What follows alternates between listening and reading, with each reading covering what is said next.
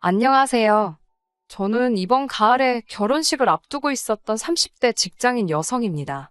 저는 부모님의 이혼으로 어린 시절부터 고모 집에 얹혀 살았습니다. 다른 남자와 눈이 맞은 어머니가 저를 두고 집을 나가셨다고 들었어요. 그 이후로 한 번도 어머니와 연락이 된 적은 없었기 때문에 그 말이 사실인지는 모르겠어요. 늘 고모는 기억나지 않는 어머니를 욕하기 바빴고 저희 아버지도 자상하신 분은 아니었거든요. 하지만 적어도 어머니를 만난 적은 없으니 그저 고모의 말을 믿으며 자랐습니다. 힘들게 고등학교까지 졸업한 뒤 서울로 올라와 지금은 평범한 직장인이 되었습니다. 그리고 남자친구와도 직장 상사의 소개로 만나게 되었습니다. 자영업을 하는 부모님과 누나 한 명이 있다는 그는 저와 마찬가지로 평범한 회사원이었습니다. 과묵하지만 성실한 그는 저에게 먼저 적극적으로 다가왔어요. 하지만 이전에도 제 어두운 가정사로 인해 사랑하는 사람과 헤어졌던 경험이 있었기에 바로 연애를 시작하지는 못했어요. 몇 번의 만남 이후 고민 끝에 저도 제 가정사를 남자친구에게 털어놓았습니다. 제 걱정과는 달리 남자친구는 제 가정사는 제 잘못이 아니니까 상관없다고 말하면서 크게 신경 쓰지 않는다고 하더라고요. 그 말에 얼마나 큰 위로를 받았는지 모릅니다. 그리고 그런 그와 언젠가 가정을 꾸리고 싶다는 생각을 하게 되었고요. 그 후 1년 정도 지났을 무렵 남자친구가 저에게 결혼하자고 청혼을 해왔고 저도 정말 기쁜 마음으로 그러자 했어요. 처음 남자친구의 부모님을 만난 날 정말 많이 긴장을 했습니다. 남자친구가 미리 저에 대해서 어느 정도 이야기를 해두어서 그런지 어렵고 불편한 질문은 오가지 않았습니다. 그리고 이후로도 몇 번 예비 시부모님과 만나며 사이가 좀 더 가까워졌고 결혼 날짜도 잡게 되었습니다. 하지만 불편한 상황도 종종 있었습니다. 제가 이직을 하면서 근무 환경이 많이 바뀌게 되었거든요. 회의도 더 많아지고 야근도 늘었어요.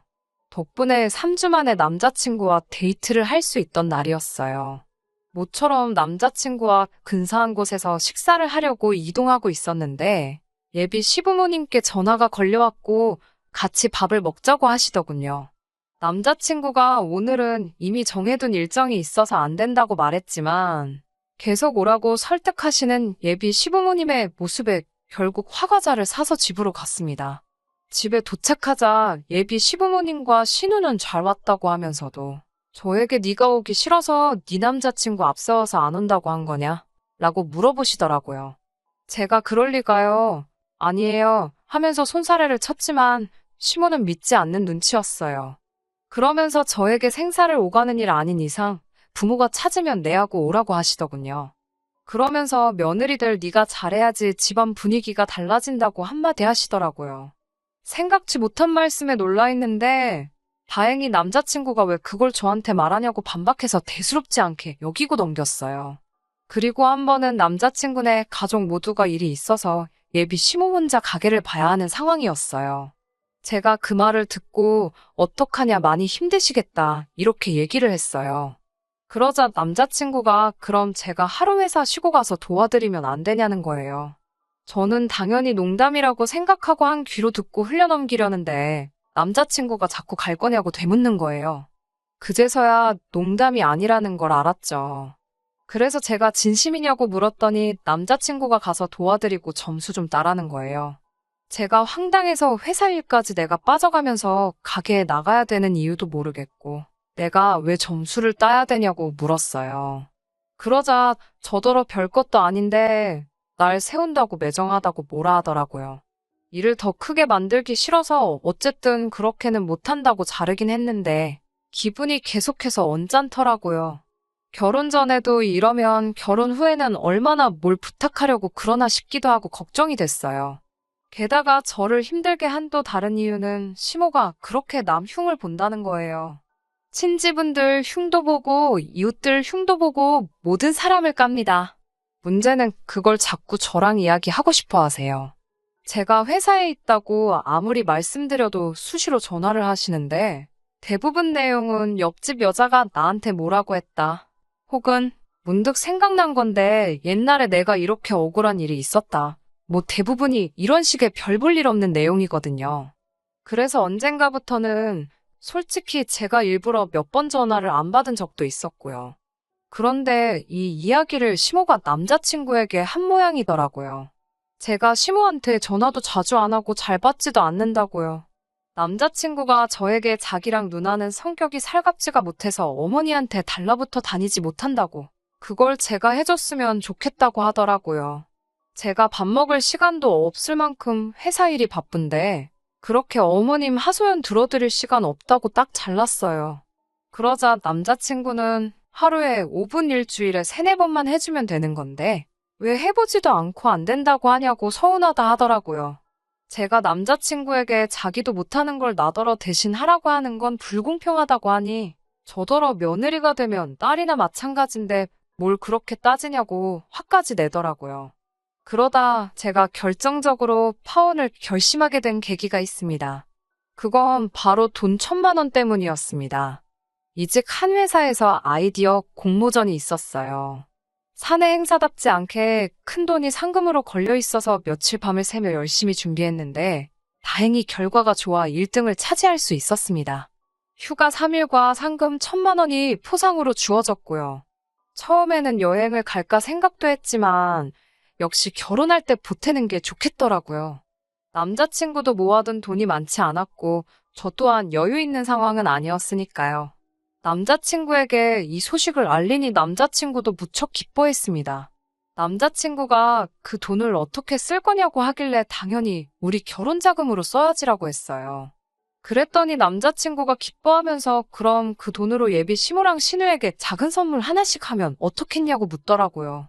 저는 이때만 해도 작은 선물이라서 화장품 정도를 생각하고 있었어요. 그래서 그것도 좋은 생각이다라고 했죠. 제가 이때 좀 더 정확히 물어보지 않은 게 화근이었어요.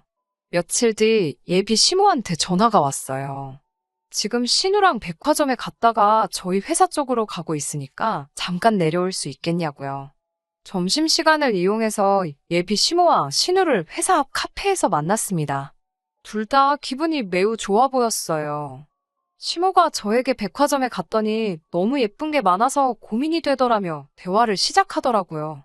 제가 그래서 뭐 마음에 드는 거 사셨냐고 물었죠. 그랬더니 일단 골라만 왔다면서 어떠냐고 저에게 핸드폰에 있는 사진을 몇 개 보여주더라고요. 보니까 비싸기로 유명한 명품 브랜드 가방이었어요. 저는 정말 예쁘다고, 그런데 이것들 조금 비싸지 않냐고 물었어요.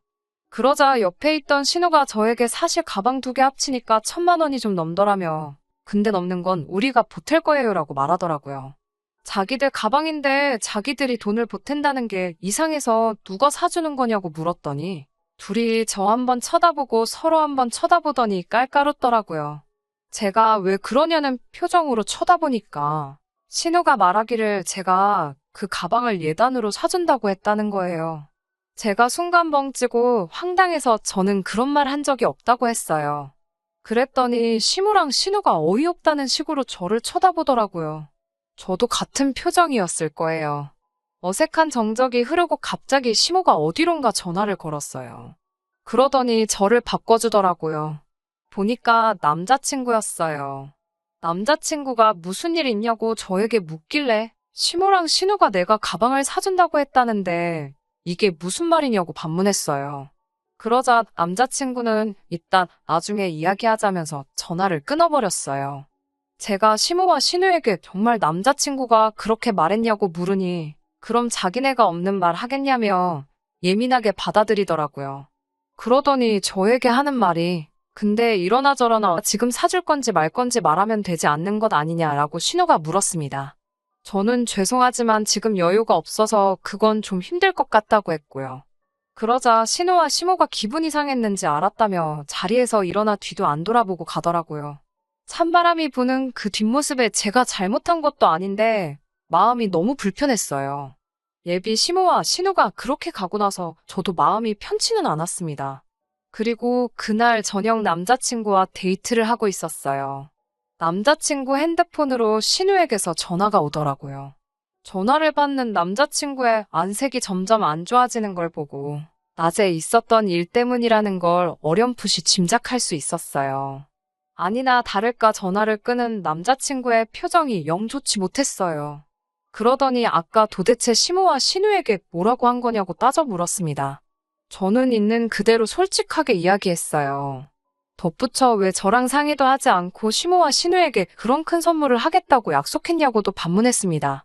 그러자 남자친구가 하는 말이 자기 집에서는 저를 친딸이나 마찬가지로 받아들이고 사랑할 마음이 되어 있다. 그런데 저는 아닌 것 같대요.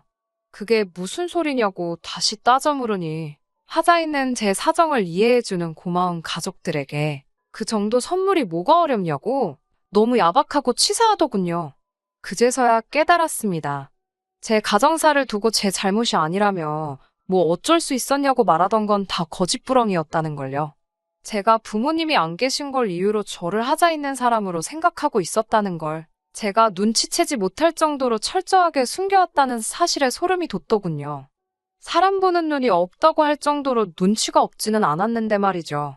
단지 이 남자에게는 제가 부모가 없다는 이유 하나만으로 자기 부모에게 그리고 자기 형제에게 제 모든 걸 다 바칠 사람이라고 생각했던 것 같습니다. 저와의 결혼도 애초에 그럴 계획으로 저에게 접근했겠죠. 그리고 점점 이 결혼은 하면 안 되겠다는 생각도 들었고요. 결국 남자친구에게 그럼 우리 결혼 다시 생각해봐야 할 것 같다고 말했습니다. 남자친구는 그깟 1,000만 원 때문에 헤어지자고 하는 거냐며 저더러 다시 봤다고 실망이라고 하더라고요. 마지막 기회를 줘보고 싶은 생각 또한 없었지만 남자친구에게 한 번 떠보듯이 물어봤어요. 너도 그 금액에 상응하는 만큼 내 고모에게 선물을 하라고요. 그럼 저도 그깟 1,000만 원 아까워하지 않고 신우와 시모에게 선물하도록 하겠다고요. 남자친구는 인상을 잔뜩 찌푸리며 부모님도 아닌 사람한테 뭐하러 그렇게 돈을 쓰냐고 하더라고요. 앞으로 저를 딸같이 여겨줄 자기 가족들한테 돈 1,000만 원 쓰는 게 아깝냐고 성질을 내더라고요. 아까우면 아깝다고 말하라나요. 남자친구한테는 웃으며 대답해줬어요. 그렇지 않다고 1,000만 원이 전혀 아깝지 않다고요. 제 말에 남자친구 얼굴이 환하게 바뀌더라고요. 제가 시간 끌 거 있냐고 뭐 사고 싶은지는 내가 봐서 안다고 백화점으로 당장 가자고 했습니다. 신우와 시모가 골라놓은 명품들을 들고 남자친구와 계산하러 향했습니다. 계산을 하기 직전에 남자친구에게 아직 상금이 입금이 안 돼서 들어오면 곧바로 계좌이체를 해준다고 말하고 남자친구의 카드로 일시불로 긁어버렸습니다. 포장하면서 어차피 드릴 건데 이런 게 뭐가 필요하냐고 택도 뜯어버리고 백화점 쓰레기통에 영수증과 함께 버려버렸어요.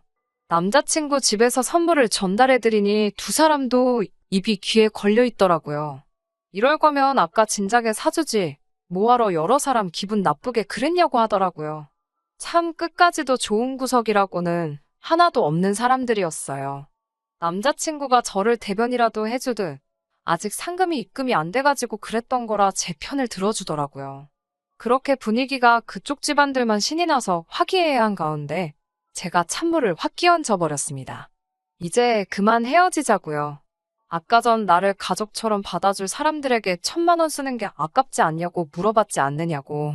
너는 이미 가족이니까 네 가족한테 1,000만 원 쓰는 거 전혀 아깝지 않을 테니 내 돈 가지고 네 가족들한테 잘할 생각 하지 말고 네 가족들한테는 네 돈 써서 네가 잘하라고요. 이깟 1,000만 원 똥 차더라고 두 번 다시 엮이지 말라는 교훈값이다 생각하고 눈 꼭 감고 그 가방들 니네 가족들한테 내가 그냥 사줘보려고 생각도 해봤는데 너가 직접 번 돈 가지고 가족들한테 잘하라고 레슨해준 게 있으니까 그 값을 너가 치른 거라고 해줬습니다. 신우와 시모한테도 남한테 그런 비싼 거 받는 거보다 가족한테 받는 선물이 더 마음에 드시죠? 라고 말하고 그 자리를 뛰쳐나왔습니다. 어차피 결혼하면 공동재산이 되었을 것을 그 1,000만 원조차 지 가족한테 지 돈 쓰는 건 아쉬워서 내 돈 가지고 하려고 했다는 게 아직도 괘씸해서 생각만 하면 화가 나네요. 결국 남자친구와는 그날로 헤어졌습니다. 제가 1,000만 원이 아까워서 헤어진 게 아니에요. 남의 개인사를 가지고 약점이라고 생각하고 저를 휘두르려 하는 모습과 네 돈 내 돈 따지면서도 내 돈은 자기 가족한테 다 써야 하는 심보를 가진 사람하고는 가정을 이루어봤자라는 생각밖에 들지 않아요. 그래도 한때 결혼까지 약속했던 사이이다 보니 핸드폰에 저장된 번호로 사진으로나마 그 집구석 소식을 볼 때가 있어요. 신우의 SNS에 들어가 보면 그 가방을 들고 찍은 사진이 하나도 없었어요. 평소에도 사소한 것까지 남들 보여주고 싶어 사진으로 전부 찍어 올릴 정도인 사람이거든요. 그런데도 사진 하나 안 올라오는 것 보면 아무래도 그 가방은 환불을 받은 것 같네요. 일부러 영수증도 버리고 택도 뜯었으니 환불하려면 말싸움 좀 해야 했을 텐데 나한테는 그 돈이 아깝냐면서 자기 돈은 정말 아까웠는지 말싸움까지 해서 환불을 받아냈나 봅니다. 그런 거 보면 안전 후회가 없어요. 오히려 결혼 전에 자기들의 본 모습을 까발려줘서 고마울 따름이에요. 제가 그 상금을 타지 않았더라면 꼼짝없이 그 사람들 본성도 모른 채 그 집에 시집가서 어떤 대우를 받고 있을지 뻔하다 보니 오히려 안도의 한숨이 나오네요. 이 1,000만 원만큼은 제가 정말 필요한 곳에 저를 위해 쓰도록 해야겠습니다. 제가 준비한 사연은 여기까지입니다. 끝까지 들어주셔서 감사합니다. 오늘의 사연은 여기까지입니다. 구독과 좋아요, 알람 설정 부탁드리고 더 좋은 사연으로 다시 찾아뵙겠습니다. 감사합니다.